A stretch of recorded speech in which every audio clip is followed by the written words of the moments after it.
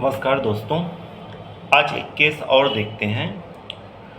मेरे पास एक 46 इयर्स की लेडी आई जिसके पैरोटिड रीजन में एक स्वेलिंग हो गई थी।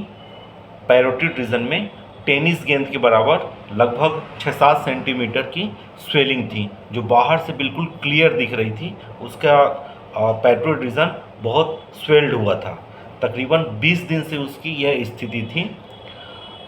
यहाँ नज़दीक के एक एससीएल के हॉस्पिटल में उसका इलाज चल रहा था, लेकिन उसे कोई ख़ास आराम नहीं मिल रहा था। तो मेरे किसी पेशेंट ने उसको मेरा रेफरेंस दिया, तो वह मेरे पास आई थी। तो उसकी मुख्य समस्या थी कि स्वेलिंग के कारण उसे वहाँ कोई ख़ास दर्द नहीं था, लेकिन स्वेलिंग थी। पाल्पेट करने में बिल्कुल हार्ड स्वेलिंग लगी, पत्थर जैसा बिल्कुल हार्ड था वहाँ पर। तो उसने बताना शुरू किया कि यह मुझे अचानक ही हुआ। तो जैसे ही इसे हुआ, यह दूसरे दिन यह हॉस्पिटल चली गई। हॉस्पिटल में इसे आईवी इंजेक्शन के थ्रू एंटीबायोटिक देना शुरू किए। इसने बताया कि लगातार 5 दिन तक इसे सुबह शाम एंटीबायोटिक के इंजेक्शन लग रहे थे। उसने इशारे में भी बताया कि हाथ में एक परमानेंट कैनुला लगा दिया गया था और रोज़ सुबह शाम देते थे, लेकिन उससे इसको आराम नहीं मिला। डॉक्टरों ने फिर इसे ओरल मेडिसिन देना स्टार्ट किया। अगर इससे ठीक नहीं होता तो फिर आपको ऑपरेट करना पड़ेगा। जब इसने ऑपरेट के बारे में सुना, तब यह दोबारा हॉस्पिटल नहीं गई। अब फिर यह मेरे पास आई। तो मैंने पूछा कि यह स्वेलिंग के कारण मन में क्या ख्याल आते हैं। तो उसने कहा कि सर, इसको देख के बहुत चिंता होती है। दिन भर मुझे यही ख्याल रहता है कि यह कैसे ठीक होगा।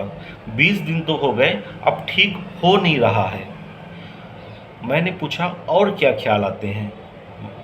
तो उसने कहा कि यह अगर ठीक नहीं हुआ जल्दी से, तो मुझे इसका ऑपरेशन कराना पड़ेगा।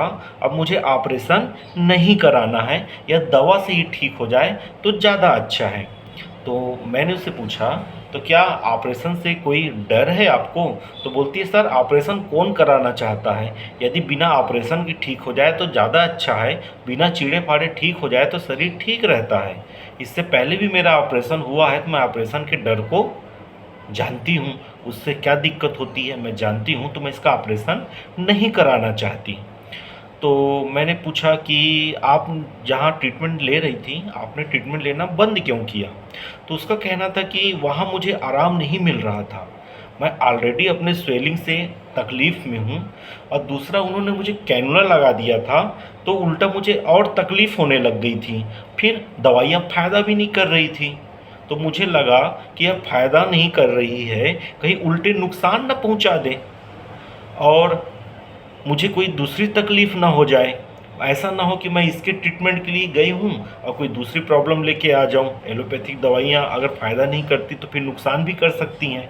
इसलिए मैंने वहाँ इलाज नहीं कराया, और डॉक्टर ने कहा था कि अगर नहीं ठीक होगा तो ऑपरेशन करना पड़ेगा। तो अब यदि मैं उसके पास दोबारा जाती हूँ तो मुझे एडमिट कर लेंगे और ऑपरेशन कर देंगे। इसलिए मैं वहाँ से वो आ गई, दोबारा गई ही नहीं, है ना, और ना मैं वहाँ जाऊँगी। तो आप मुझे दवा दीजिए कि यह मेरा ठीक हो जाए। तो बाकी सिम्टम्स लेके हमने उनको दवा दिया।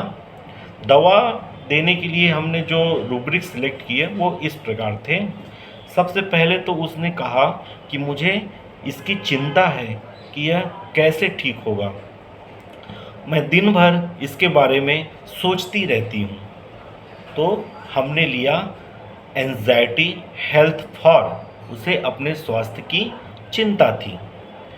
दूसरा, उसने मुझे कहा कि मुझे ऑपरेशन नहीं कराना है।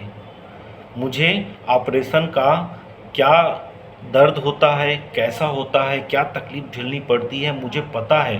तो दोबारा मैं नहीं चाहती कि ऑपरेशन कराना पड़े, कोई चीर फाड़ कराना पड़े। जब ऐसा पेशेंट बोलता है तो इसे हम लेते हैं fear injured being injured of, मतलब उसे किसी भी चोट लगने का या तकलीफ़ पाने का डर है जो वह नहीं लेना चाहता है। तीसरा उसने मुझे बताया कि मैं ऑलरेडी इस तकलीफ़ से पीड़ित हूँ, ऊपर से मुझे कैनुला लगा दिया गया, उससे मुझे और तकलीफ़ हो रही थी, 5 दिन तक मैंने लगाया रहा। तो मतलब उसकी तकलीफ़ कम होने के बजाय उसे और तकलीफ़ मिलने लगी।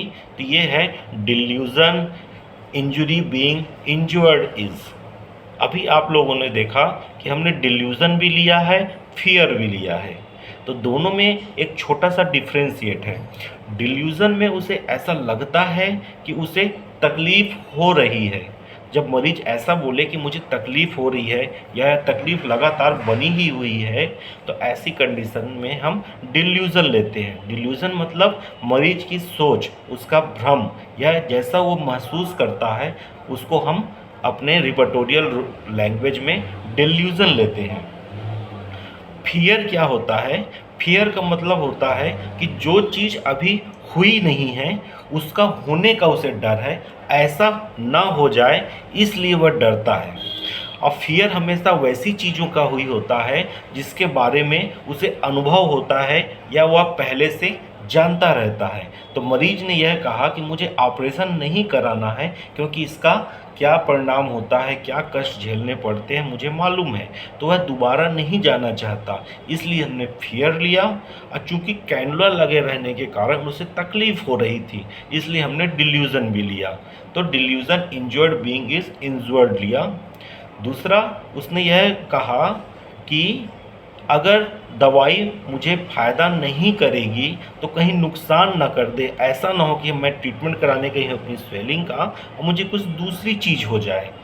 तो जब मरीज को कुछ नुकसान होने का या धोखा खाने का या अपना कष्ट बढ़ जाने का डर होता है कि मैं लेने कुछ और जा रही हूँ, मिल कुछ और जाएगा, हम गए तो हैं फ़ायदा लेने के लिए, लेकिन उल्टा कहीं हमको नुकसान ना हो जाए। तो यह जो होता है इसे हमने लिया फ़ियर बिट्रेड ऑफ बीइंग, मतलब धोखा खाने का या कोई उल्टे कुछ नुकसान हो जाने का जो डर है वह बिट्रेड फीलिंग होती है। तो हमने लिया फियर बिट्रेड ऑफ बीइंग। एक और रूब्रिक लिया, उसने कहा कि डॉक्टर ने कहा था कि यदि ओरल मेडिसिन लेने के बाद भी ठीक नहीं हुआ तो आपका ऑपरेशन करना पड़ेगा। तो उसके दिमाग में यह बात आ गई कि अगर मैं दोबारा गई तो वह मुझे भर्ती कर लेगा और ऑपरेशन कर देगा। तो वहाँ दोबारा वह गई ही नहीं, उस हॉस्पिटल के पास या हॉस्पिटल जाना ही उसने छोड़ दिया। तो इससे हमने लिया escape attempt to run away, मतलब स्थितियों से बचकर निकल जाना। वह जान रही थी अगर वह हॉस्पिटल जाती है तो वहाँ पर उसका ऑपरेशन होना तय है, तो वह वहाँ गई ही नहीं, इसलिए इसे हमने एस्केप अटेम्प्ट टू लिया।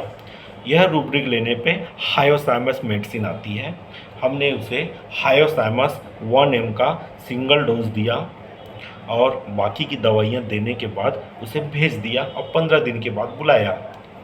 जब यह लेडी 15 दिन के बाद आई तो इसकी स्वेलिंग लगभग आधे से भी ज़्यादा कम हो चुकी थी।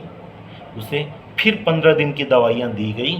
उसके बाद जब वह आज मेरे पास आई थी, यह वीडियो बनाने के थोड़ी देर पहले, तो उसकी स्वेलिंग लगभग पूरी ख़त्म हो चुकी थी, जो देखने में बिल्कुल नहीं दिख रही है। उसे फिर 15 दिन की दवा देके भेज दिया गया है और वह पूरी तरीके से ठीक हो जाएगी। तो दोस्तों आपने देखा कि सर्जिकल केस में भी जहाँ सर्जरी की ज़रूरत होती है, होम्योपैथी दवा बहुत अच्छा रिज़ल्ट दिखाती है। तो यदि कभी ऐसी आपको कोई प्रॉब्लम हो जहाँ सर्जरी की ज़रूरत हो तो एक बार आप होम्योपैथी चिकित्सक की सलाह लें, हो सकता है आपको सर्जरी की आवश्यकता ना पड़े। फिर भी एक बार सलाह होम्योपैथी डॉक्टर से लेनी चाहिए। अगर होम्योपैथी में इसका इलाज है तो आप ज़रूर आजमाएं। तो आपको यह जानकारी कैसी लगी आप शेयर करिएगा। यदि कोई सलाह होती है तो हमें दीजिए। कोई क्वेश्चन आपके पास है तो हमें बताइए, उसका जवाब देने की हम कोशिश करेंगे।